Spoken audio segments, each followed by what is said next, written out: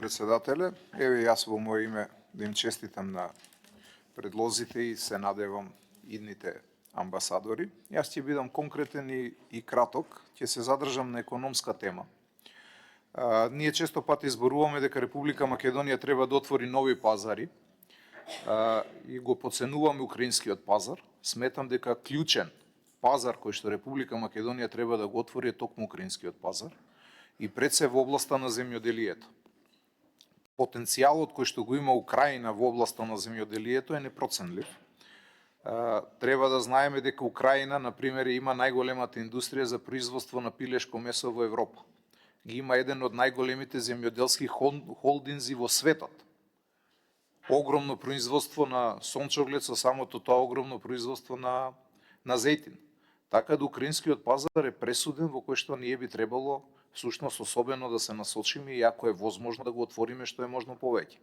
Не само вие напоменавте во вашето експозе дека ќе се потрудите во областа на виното, меѓутоа јас би сакал да видам да се потрудиме малце повеќе во привлекување новие холдинзи, новие фирми да отворат своји представништва во Република Македонија. Треба да знаеме например дека еве Перуптина Птуј како една од најголемите производители на пилешко месо на територијата на бивша Југославија или како словеначка фирма е веќе преземена од украинската компанија. Украина има отворени своји представништва низ цела Европа, меѓутоа отворени своји представништва и во Соединетите Американски држави, што значи дека потенцијалот на овие претпријатија е огромен, на овие преработувачки капацитети е огромен. Тие беа заинтересирани на времето за влез во Република Македонија. И тоа е тој потенцијал кој што ние мораме да го искористиме. Насочувањето кон економските прашања е особено битно. Иако вие зборувавте и малце нели сега во овој период е најактуелна ова состојба во која што се наоѓа Украина, воените действија воениот судир со Русија. Меѓутоа, потенцијалот економски оно кој што нас би требало да ни биде прв аспект како држава и се надевам дека како едно од првите прашања кои што би требало да го имате и вие како амбасадор токму во оваа држава. Источниот пазар јас не го гледам, добро е да се отворат сите пазари, нели? Меѓутоа јас не го гледам источниот пазар да го отвориме ние не знам со Јапонија или со некоја таков тип на држава.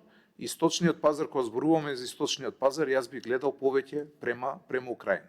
Тоа е она кое што ние би требало да размислуваме. Поблиску сме, можеме, транспортот е поедноставен и поблиски сме во смисол на разбирање на конкретните работи. Така да во овој дел би сакал и ваше мислење дали се размислува на дополнително отварање на овој пазар, но и